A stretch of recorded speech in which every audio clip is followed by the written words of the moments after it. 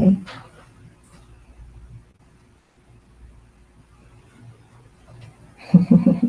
says it's live.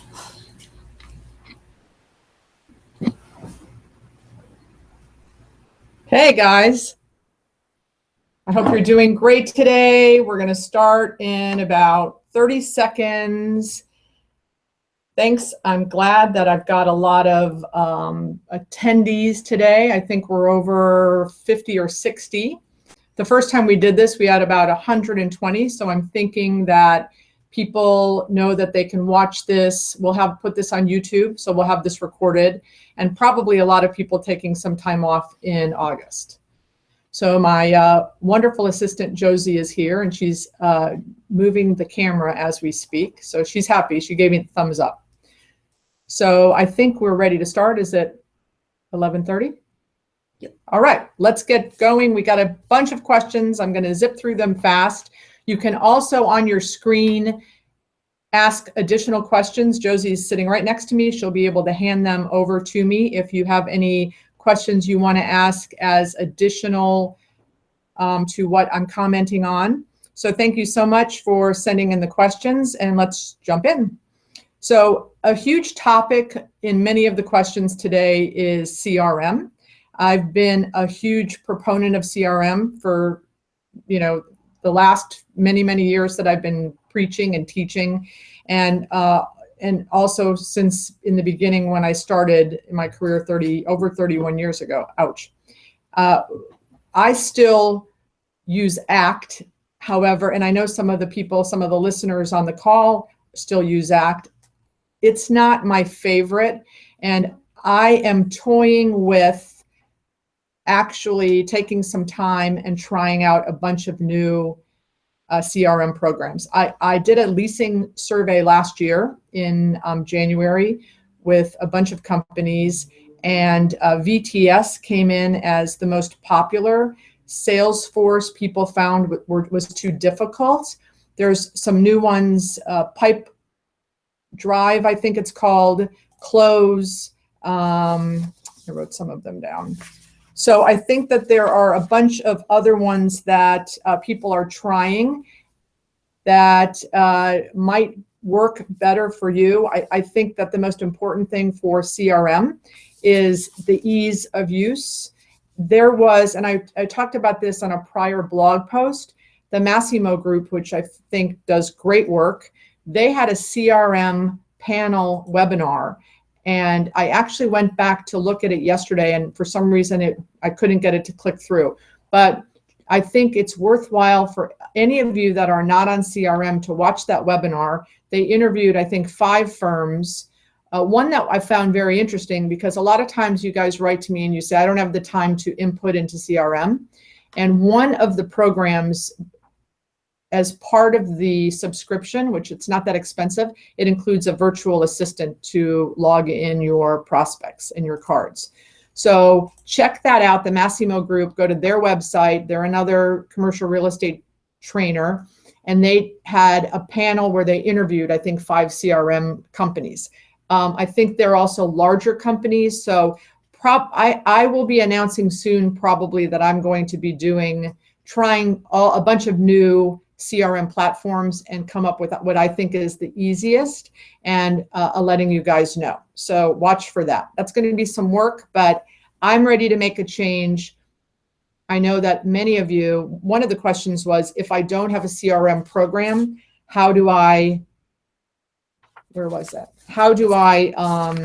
keep in touch with my contacts? And the answer is, you don't get a CRM program. So I'm very bullish on CRM. Yeah, this is a question, how do you manage and organize your prospects or projects if you don't use a CRM? So to the person who asked that question, by year end, I challenge you to be on a CRM. And I know who you are, and I will work with you on the side to tell you what one I'm thinking about changing to. As far as projects go, actually, Josie and I are going to start using a new project management program called Slack, right? Slack. So we will keep you posted on how we think that's working. And I'm curious if any of you out there in the audience have used Slack, and if you find that it is interesting and productive. So we have been introduced to that. It's project-based management, and we're going to try that. So we'll keep you posted. So sorry, I don't have an absolute answer about my favorite. There's just too many, out there at this point, and the costs vary tremendously. So, and I will also tell you that I've had 3 of my clients try to create their own, and months and years later, they're not using it. So I would definitely not be a proponent of spending gazillions of dollars creating your own. I do know that there are some of you out there that have ACT and have personalized it for your own use and benefit. And, I think that's good, taking a product off the shelf and then figuring out a way to customize it to your needs. I think that's great. Okay. When looking at the habits of top 10 leasing agents in the county, I wonder if you mean county, South Florida, or the country, what are some things that stick out?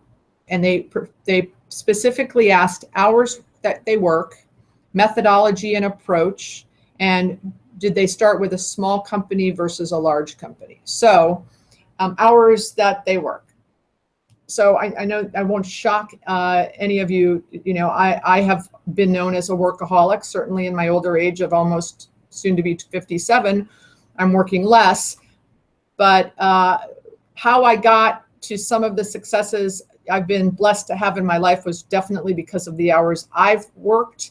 And I know that in my mind, of the top five leasing agents I know of in the country, they're workaholics.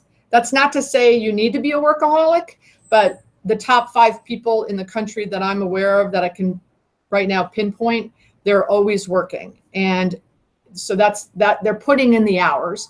I also believe that they're efficient with their time, and they're always learning and reading and sharing. So they're improving their craft, and they have a hunger to learn.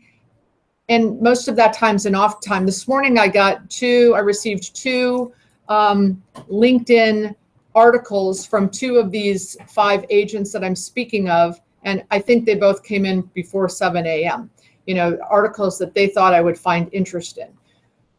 So definitely working more hours. Sorry, and again, I don't want to throw out and prejudge the millennials, but I've had many millennials work with me in internship capacities. And, our generation and the generation before me, it's just different, and there's nothing wrong with it. If you are working less hours, let's say 40 to 50, and you're making the money that you want to make, all the power to you.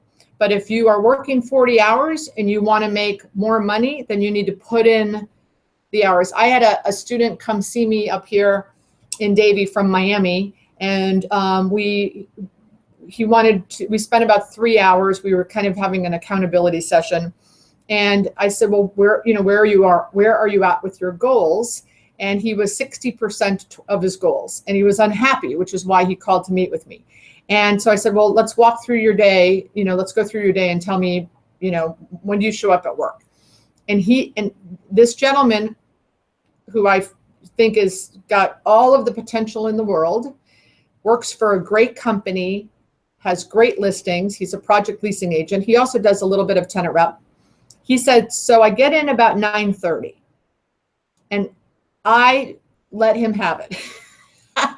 Because he's in his mid-20s, and now's the time to put in he's not married, doesn't have kids, not a lot of other distractions. So we spent a lot of time talking about that. And I said, if you got in at 7:30, 2 hours before, and if you only just did it 2 or 3 times a week, the compounding effort or the compounding result of that time will be, exponential. So he did make those changes.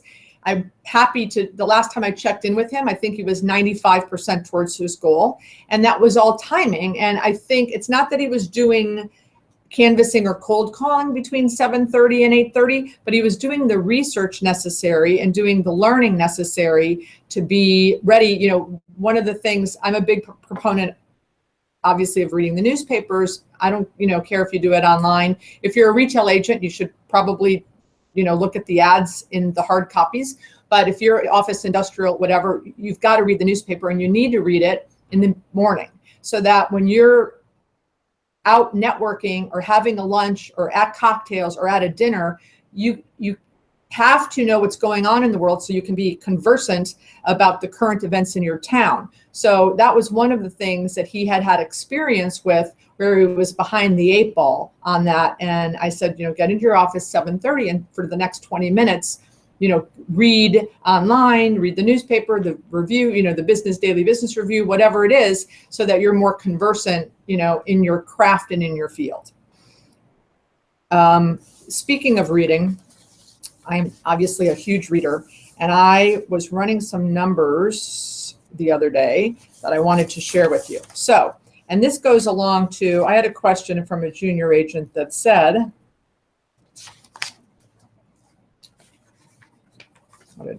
where is it?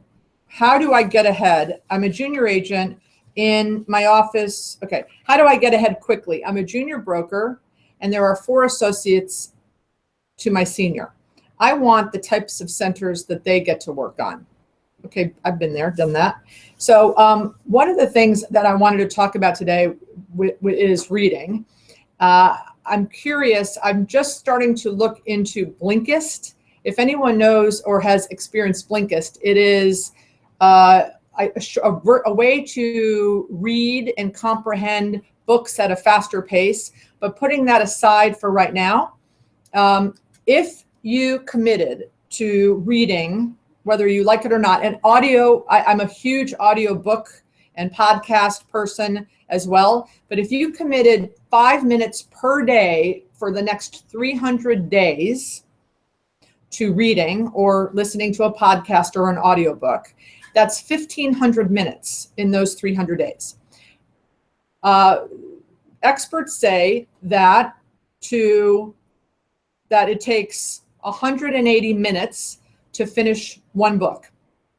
So if you take 1,500 minutes, 5 minutes per day times 300, and divide it by 180 minutes to read one book, that gives you 8 books. So over the next 300 days, you could have read, audiobook, reading, 8 books by just investing 5 minutes a day. So if you're that rookie broker in that office with 4 senior associates, and you spent 5 minutes a day reading about negotiating, selling, networking, trends. I just finished a book, audiobook, the Airbnb book, where about the guys who started Airbnb. Fascinating. I think it's great to read about other industries because we always get ideas from that. So my advice to the rookie with the 4 associates is, because I find when I travel and I ask people, what was the last good book you read, or because I'm always wanting to share and learn from others. People say I don't have time to read. So I think we would all agree that 5 minutes a day is achievable, and 8 books a year. How much better will you be in your career? And if, let's say, 5 years from now, you've read 40 books on all of the topics that are appropriate for whatever, class of real estate you're in. If you want to buy properties, there's investment books. A great book is Gary Rappaport's book on investing in shopping centers. I hope all of you want to invest in shopping centers. You should all read his book. And if you're ever at an ICSC where he's running a roundtable, sit at that roundtable. He's fabulous. So to the rookie, the other thing is I want to work on the types of centers that they get to work on. So here's the deal. If you lease the stuff you're working on, which is probably the toughest stuff, you'll get the good stuff too. You might continue to get the hard stuff. So when I was a rookie, I got all the hard stuff to lease, but I leased it. And so I would lease myself out of a job almost, and they would have to give me new jobs. And I remember new shopping centers. And I remember going to my boss and saying, I want a shopping center in Boca. I have a shopping center in Lake Worth, and I have a shopping center in, Hallandale. These are markets in South Florida that, are not high income, high traffic, where all the wonderful retailers, all of the exciting new concepts want to go. And my boss said, great, we'll go get one of those. So if you work for a third party brokerage firm, he said, well, go find one and, get the listing and then we can lease it. And I said, well, how do I do that? And he said, well, go, drive around and see if there's any property that looks like it's got a lot of vacancy, that it looks undermanaged. And then let's go, call the owner, find out who the owner is and make a pitch. And I started doing that. And I went from leasing 5 shopping centers to 17 in about 9 months. And some of them were in markets where I wanted to lease space in. So back to your job, if you want to get better centers to work on, if you're at a third party firm, try to identify those and to be proactive in that, and just don't wait for the bosses to give you the work, but you need to kick butt on the stuff you've got. So I had an intern here about 6 months ago, and my deal with interns is, you work here for free for 3 months, and there's a possibility that I could hire you and pay you after the 3 months. So some of you know Mackenzie. She was with me, how long was she? 3, 4 years, 5 years? That was her deal. She came, she worked, for free for 3 months. Then I hired her, and she just moved to Costa Rica. I miss her terribly, but that's always the possibility that if you work for me, you could have a paying job. Well, I had an intern, 6, 9 months ago, and he said, well, if you paid me, I'd work harder. You can imagine how that went over with me. So that's my point to you, rookie broker. Kill it, kick butt on the stuff you've got, and you'll get more and you'll get better products, okay? What are some key indicators you can look for when interviewing a junior leasing agent that consistently results in a strong agent? Interviewing is so hard. Interviewing human capital, so hard. I don't have all the answers. I will tell you a very funny story. So I just we hired yesterday, yay, after about 3 weeks of interviewing, a social media coordinator. Yeah, and if any of your companies have one, we need to get our social media coordinators together. So anyway, I had a guy show up on a Skype interview without a shirt on. Without a shirt on. I have stories. I hadn't been in the interviewing realm for a long time, because a lot of times the kids that come to work for me to intern, I meet them at FSU or or UF, and I'll meet them, and then they'll say, can I intern for you? And it works out. But so this is the first time in a long time where I had to do like the resume thing and do the interviews. But so for sure we wouldn't hire someone that didn't show up without a shirt on. Crazy. So that was just hilarious. But some of the things that I think in the interview process is, my son, I think I talked about this on another webinar. He wanted to work for Publix a few years ago. And Publix had a very interesting, you go on into the store and you fill out the application, and it says, we have nothing available for you, but check back in 30 days.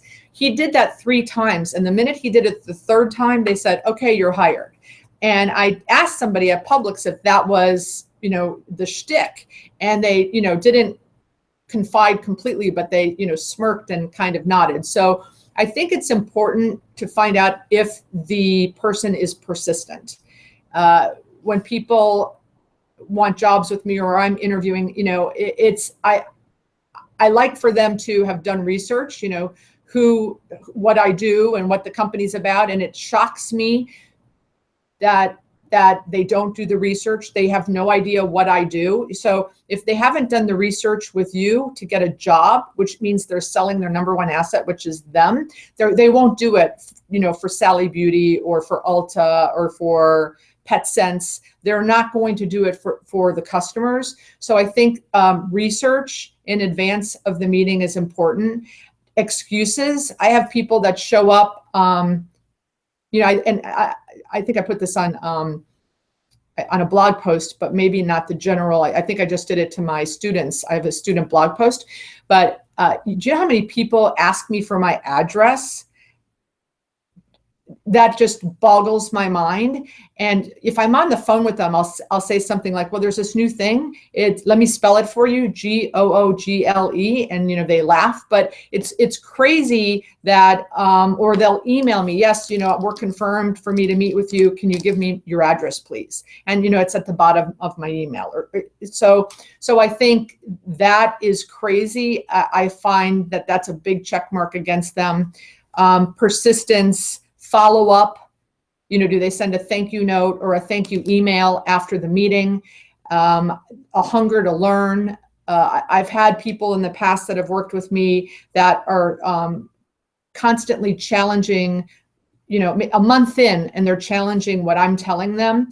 I have a huge problem with that,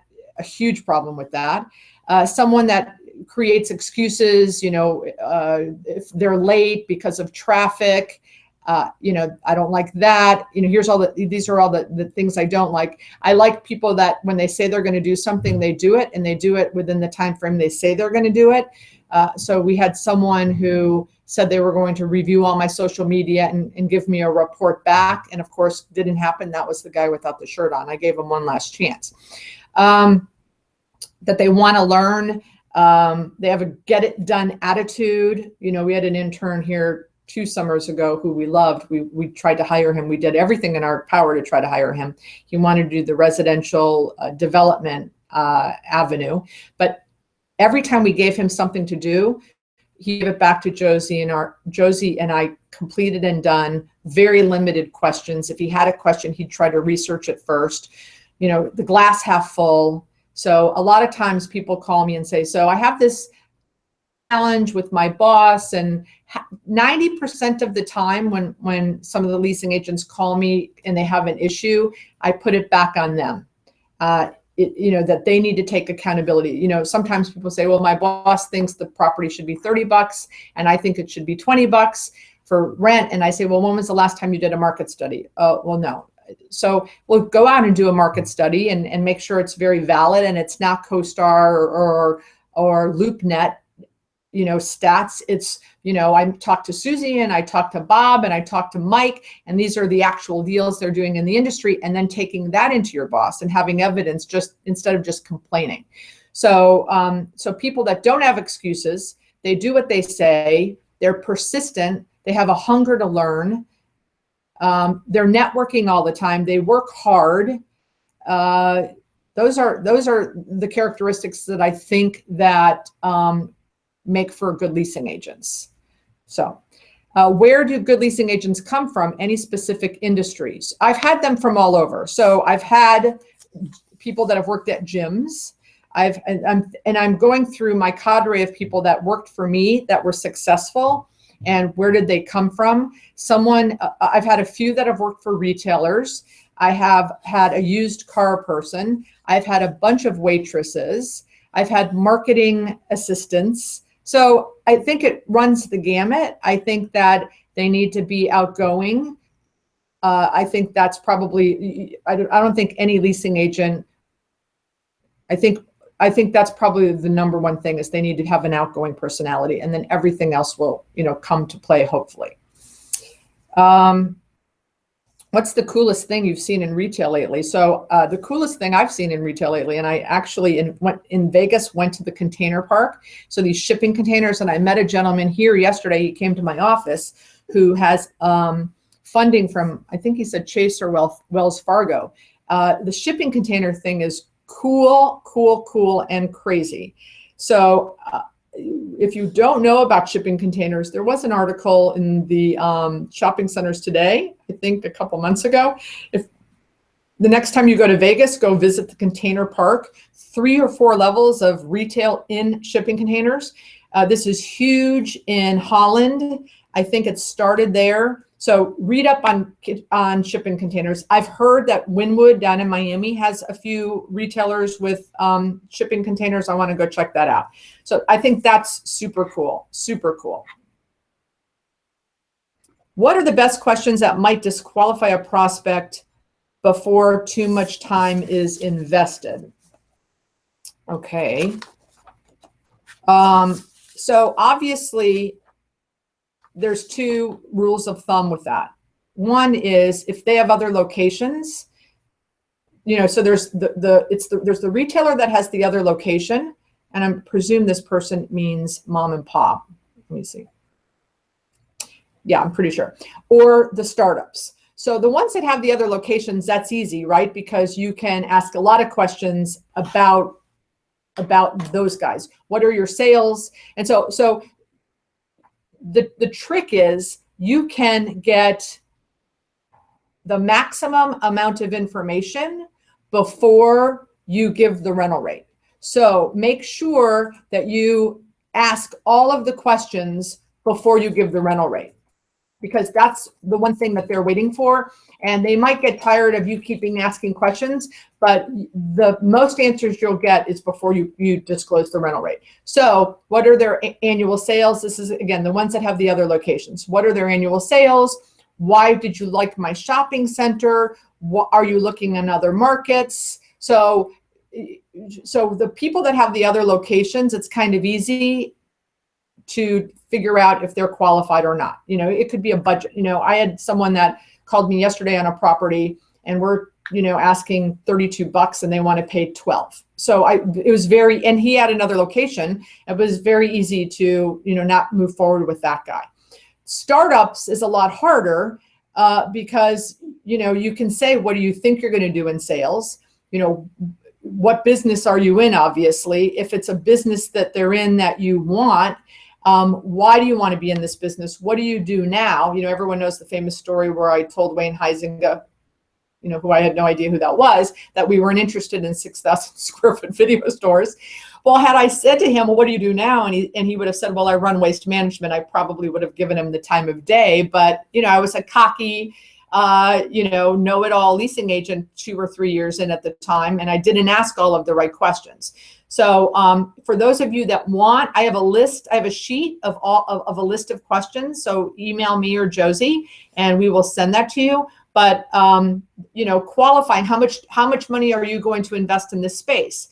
Do you have that money? Are you going to get a, SBA loan? So, I think that sheet maybe has like 30 questions on it. So the most questions you can ask from that sheet, the easiest. But I don't want to. Yesterday, this guy called me up. I want to lease space on University Drive, where I have 3 shopping centers. Great. What's your business? Well, I'm not sure yet. And I'm like, okay, well, when you're sure, why don't you call me back? Well, can you give me some, information? Well, what kind of space do you want? What kind of size do you want? Well, I want about 1,000 square feet. And I said, okay, well, I have 750 at this one and 1,100 at this one. Okay. He goes, well, when can we see it? I go, I'm not going to show it to you until you tell me what business you're in. Oh, okay. Well, I'm a smoke shop. Okay. Well, I'm not interested in doing a smoke shop in any of my shopping centers. So I for sure would not be showing space and driving to my property and spending the time without knowing a lot more detail of the people. So because that's where a lot of time gets wasted. I've also found that, people are showing space and having their contractor show space, or, there's 2 or 3 visits with the prospect. And I'll say, well, did you, go look at their other location? No. Well, let's hop in the car and go look at their other location. And then in the window, it's, we buy rats. And it's, a pet store of, for snakes. And that's not a use that I would want in a particular, high-end shopping center. So I think information is crucial. And the more questions you can ask on that first call, especially the call-ins, the better.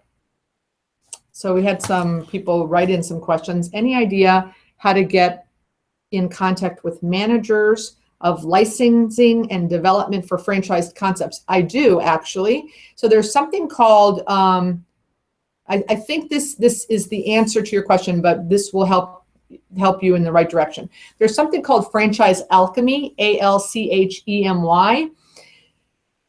And when you log into that, go into Wisconsin, the state of Wisconsin. The reason being, that's a full disclosure state, and they give you a lot more information.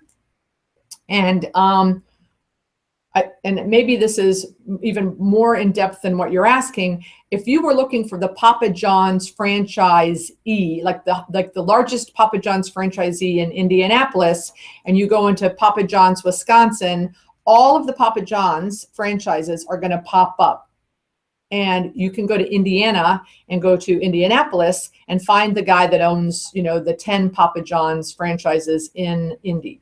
So I think that's what you're asking now. And there's other businesses like Franchise Alchemy that I don't have the names of because that's the one I use.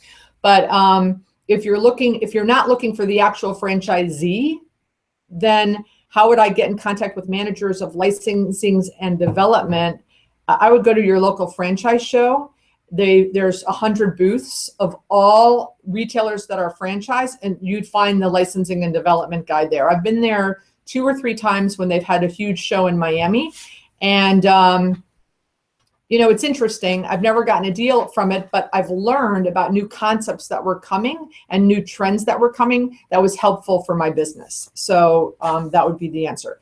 Back to strong leasing agents, do they come from small or large companies? So I find that the leasing agents that I may hire or I may know that have started with small companies versus large, they each have their benefits, right? The agents that come from large companies, what I find is they have significant access to more of the national retailers. They've handled a lot more shopping centers. An average large company, I think the leasing agents handled maybe 10 to 15 shopping centers versus I find with smaller companies, they might have 3 to 5.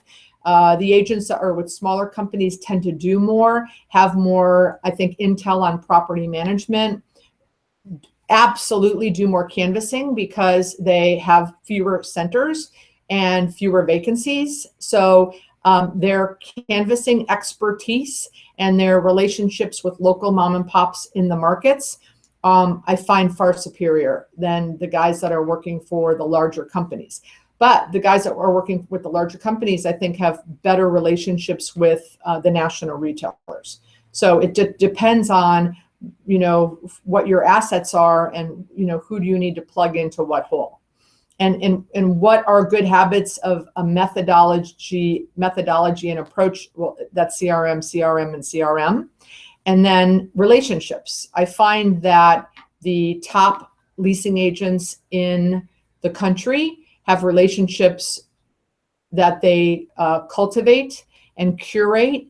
I'm thinking of 3 right now that are very good friends, and they are in 3 different parts of the country. And they went from being top agents to now being leaders in their companies. And they've continued the relationship and learned from each other and not afraid to share.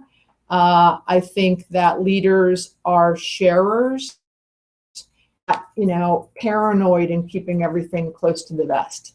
I don't know everything. I'm constantly talking to people and trying to learn, like the shipping container guy I met with yesterday. Fascinating. So I think it's so important to meet other people and that goes to networking. And I think networking in smaller groups, we all have the opportunity to network at ICSEs, but I'm a big fan of smaller group networking. I have a social media small networking group. I'm part of a women's group where we travel every year. This year, I think, is our 5th or 6th. We have about 40 women that go. I know a group in South Florida. There were so many sons of people I knew in the business. So I helped co-found a group called Hijos, which are sons of, it's Spanish for sons. And they've gotten together and done things together. I know that there's an FSU group, group, UF group. So I think it's crucial to have a like-mind idea or passion in our real estate industry and have people meet, periodically with the smaller groups. Another question from the audience. I love it. I'm working on a center in a market that is up and coming, but still not dense with retail. I've covered most of that market and now I'm canvassing nearby areas for relocations and expansion opportunities, mostly mom and pops. Any tips? So hard in green areas. I remember having a property that literally had 3,000 people in 3 miles. It was very difficult. So I think you're right. Going to the nearby so first of all, back to if you've hit everyone in your market 5 times.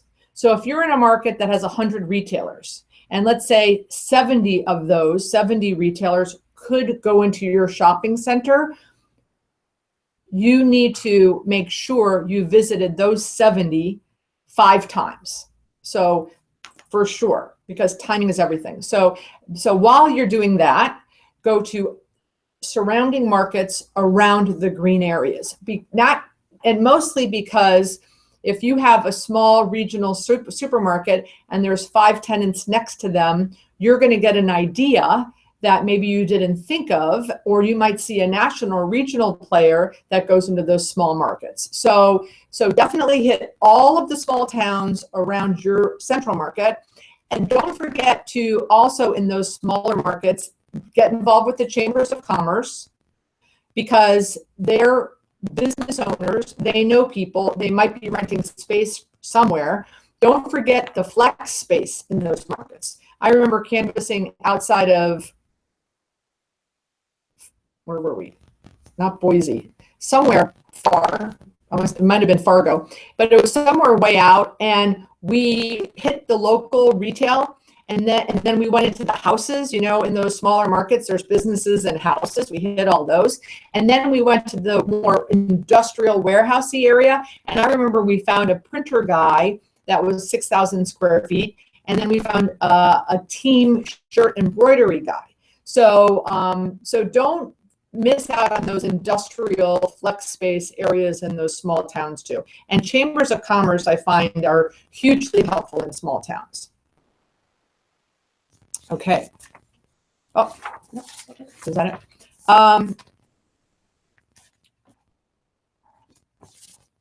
Sorry, guys. What are your ideas to find unique restaurants in your market, or in a smaller market, to fill second generation restaurant space? So a couple of things. I'm a huge believer in Yelp. When I travel the country and I canvass, I'm going to Raleigh in September, Yelp, what's the best Italian restaurant? What's the best Mexican restaurant? Create your lists of, what kind of restaurant do you want? Do you want a barbecue restaurant? And then go to Yelp and find, the top 5 or the top 10, and then the ones that have multiple locations. So if you find a barbecue restaurant that's got 2 locations, maybe in 2 cities nearby, go to them and then work your way in. We had, I was working on a project outside of Clemson, and it was going to be a ground up development, but no people, 0 people. It's literally 7 miles outside of Clemson.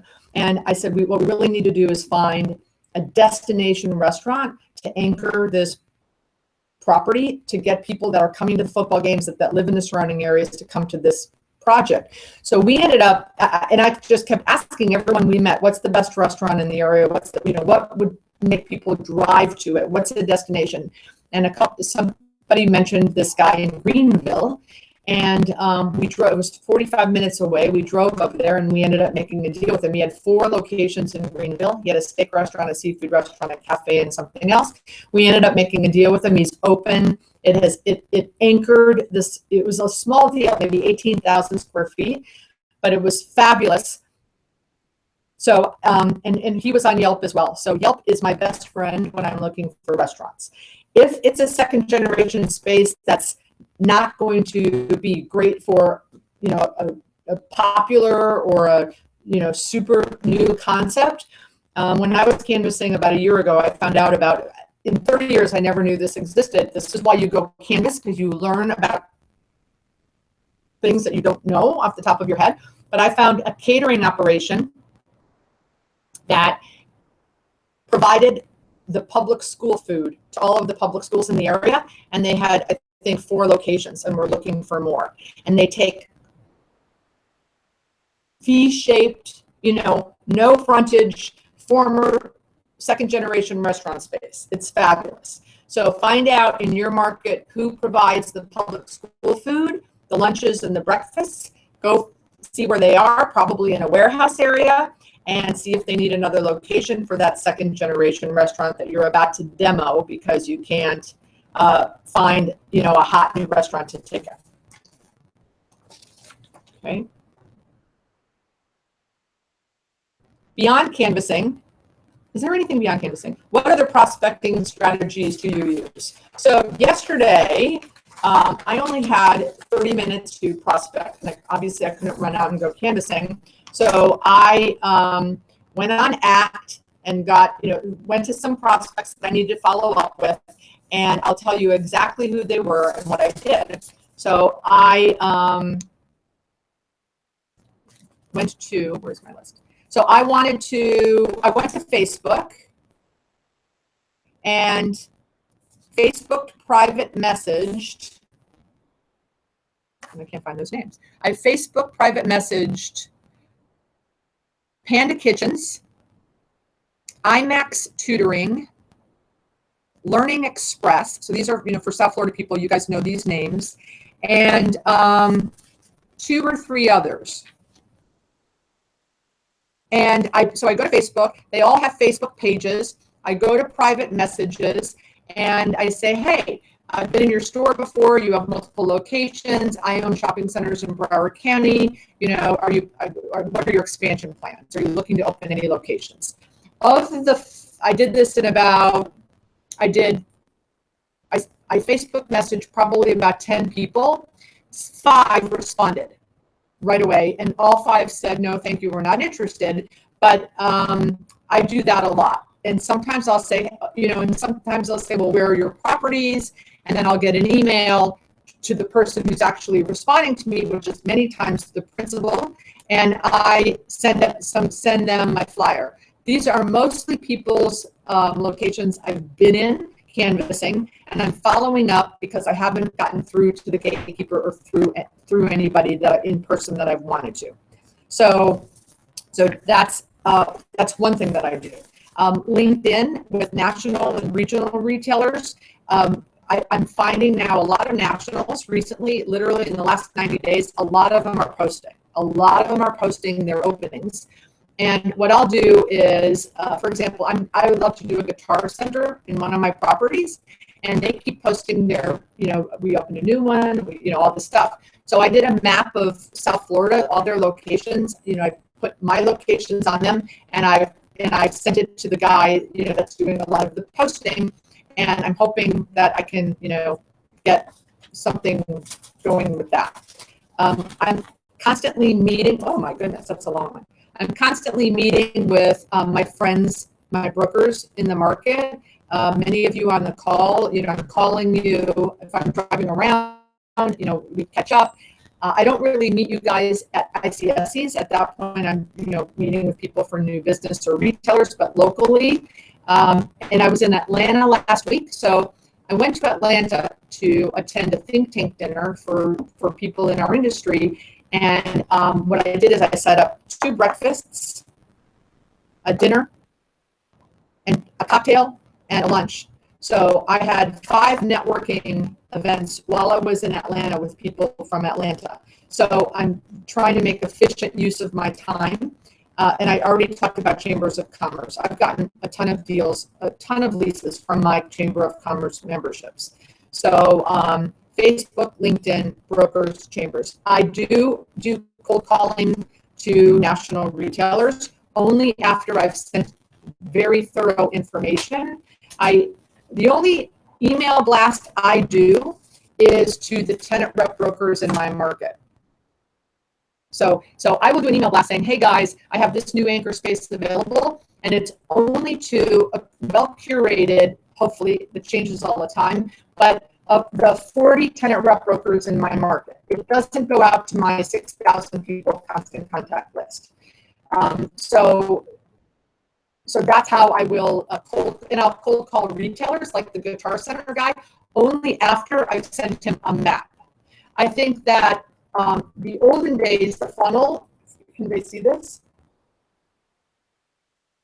The funnel was like this. How much crap can we throw in the funnel, and then maybe a lead or 2 will drop down through the narrow throat? I believe the new funnel in prospecting and sales today is like this, and it's well cultivated, thoroughly researched information to your prospect. So doing the research, and that comes from putting in the time. You need to put in the time to do that. But Many of you have seen the list. I did the retail survey to the retailers. How would you like the retail brokers to reach out to you? And I've sent it out. I posted it in a blog. The retailers hate the massive email blasts, hate it. So stop doing it. I don't know why I probably get 30 a day. So when leasing a center for a landlord that has a very high expectations as far as rent, they need to achieve on new leases. How do you get the client to have more realistic expectations? Does it come down to educating them on the market, or a more effective strategy? Educating them on the market. So you need to go out and do a phenomenal market study. And if you don't know what that means, call me after this. So I mean, pick the 8 centers, put the name of the leasing agent. Hopefully you have a significant relationship with those leasing agents, so you can say, hey, Sally, what were the last 3 deals you did? Oh, okay, 14, 12, and 11. So if your landlord wants 30 and you can show a market study that that's not evident, then that's, now it also, if you have a brand new Whole Foods, ground up development, and your market is a Winn-Dixie center, or, non-anchored center, then of course you should be getting more rents. But I'm happy to help you if you call me offline. But market knowledge is crucially important and can overcome, I believe, any landlord's unrealistic expectation. If you can prove to them what the market rates are in deals that have actually been done, and they still have unrealistic expectations, then if it's a third-party account, I would, not do the third-party account. It's kind of like when the person says, I want to sell your shopping center, and I say I want 50 million, that would be a silly listing agent to take on that listing if he thinks it's worth 20 or 25. But I've seen really weak market studies, and I think that we all can spend more time doing more thorough market studies to tell the true story. What sort of Non-traditional. newer, non-traditional, non-retail uses medical? Yeah, are you seeing? So medical, nail salons in the old days were 1,200 square feet. They're now 3,000, 4,000, 5,000. Yeah, so beauty is great. Brow stores, I'm seeing a lot of, but non-retail uses. So I think I've started to see larger shopping centers and venue places where you can do, events, weddings, quinceañeras, communions, things like that. Schools, barber shop, barber or beauty schools, bartending schools, real estate schools. I'm seeing,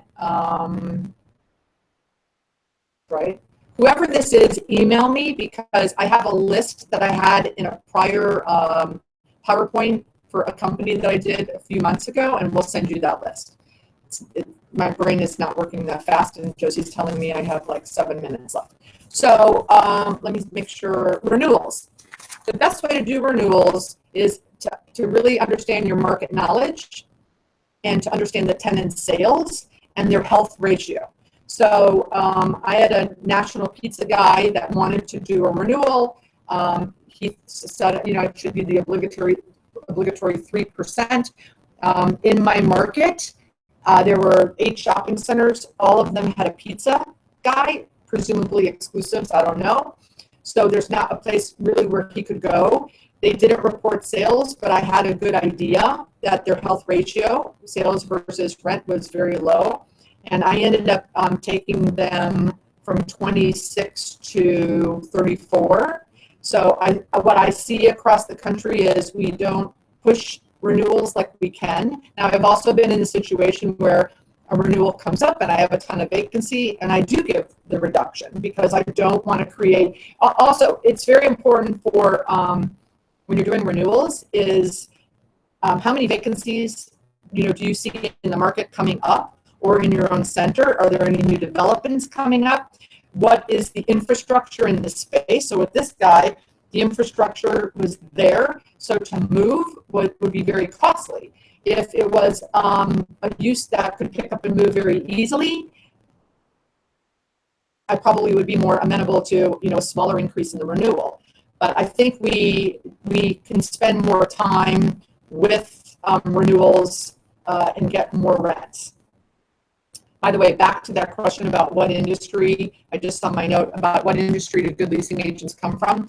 I had one, I've had a DJ, a former DJ, and I also had a former comedian who worked in a comedy club. So for those of you on the call that are from South Florida, you probably know the people I'm talking about. All right, so we're winding down, right? How many minutes do I have left? So 2 minutes, 3 minutes? What time is it? It's 12:20. Okay, so a couple things. Someone asked, how do we, speaking of medical uses, is there some place where we could find out who represents all of these medical groups? And I've not found that. There's a guy in South Florida that does a lot of dental practices. I think he's in the whole state. He's great. I just met a guy who does a lot of vets. So I think you're starting to see people with expertise in certain medical areas, but I've, facilities, people in hospitals is where I found my medical, opportunities. But I do see that coming. Someone asked, I don't know where that question is, can we get 10% commissions? You saw that, right? Can we get 10? I don't know where the question is. Can we get 10% commissions? I don't think so. I do see commissions increasing, though. I think the tenant rep brokers are asking for more commissions, and the landlord leasing agents are taking less, and I do think it should be equal. So I do see that going forward, that commissions are going to start increasing. I see that from my own portfolio. Do I think it's effective to cold call in person or to make phone calls from a list? I don't think making phone calls from a list ever works. And I've spoken to many people, and it's so much easier for those people to, again, this is not national retailers. I presume this person's talking about mom and pops. It's so much easier to walk in and say, hi, I own the shopping center down the street. What are your expansion plans? Most mom and pops want to talk to you about real estate. And when you call them on the phone, they could be busy with clients. You can't see that. It's a way easier hang up. So I have never had success with cold calling from lists or cold calling even from my app database. I just think going in person to person is the way to go. Someone asked about, do you think it's wise to have a leasing office in the shopping center? I think that's fabulously productive, even if you're only there an afternoon a week. And with your cell phone, all you need is electric on in the place, a folding table and a chair. But I think that if your leasing agents, have that option that, once one afternoon a week, again, for those of you that have projects locally, even if you don't, even if you're traveling to a market far away from your corporate headquarters, it doesn't have to be elaborate. A folding table, a chair, just so that you're in air conditioning and lights and a working bathroom to be able to work in that market at the space. Maybe have an A-frame that you pop out on the sidewalk that says leasing office open. I believe in that a lot. I think getting your leasing agents in the market in this space in the shopping center is productive, and I think that's great. All right, so we're wrapping up. We've got everyone's questions that wrote in. I hope I covered everyone's questions. I might have missed a few. So, by the way, those of you that are going to ICSC Orlando, which is August 27th, 28th, and 29th, on Monday from 2 to 4:30, I'm doing the Rockstar to Superstar mini workshop. So it's a 2.5-hour presentation. My guarantee at ICSC is I will give you 5 practical ideas that you can leave the session with to increase occupancy and increase income. So I'm sure you guys are going to be busy planning ahead. Someone asked, how do we plan ahead? Go to the ICSC registration list today and start looking at who's registered and try to give them a call to set up meetings if you think what they're looking for you have. Don't be wasting their time if you don't meet with Chipotle if you don't have what she's looking for. And you can easily find out what she's looking for. That's the quickest way to lose credibility with a retailer and never get them to call you back. But do that, and then if you meet your neighborhood leasing agents. If you have a project that is outside of your market, it's a great place to meet those people and to learn and have education. Come to my session and other people. There's a lot of good sessions going on. So do me a favor, don't stand in the hallway and just chit chat with people you already know. Take this opportunity to, there's going to be probably 4,000 people there. All you need is meet 4 new people. So set goals for that conference. Come to my session if you can. I'd love to see you. And thanks so much. We're going to post this on YouTube. Yes. Thank you for your time. I hope you enjoyed it. I hope you learned something. And love you guys. Take care.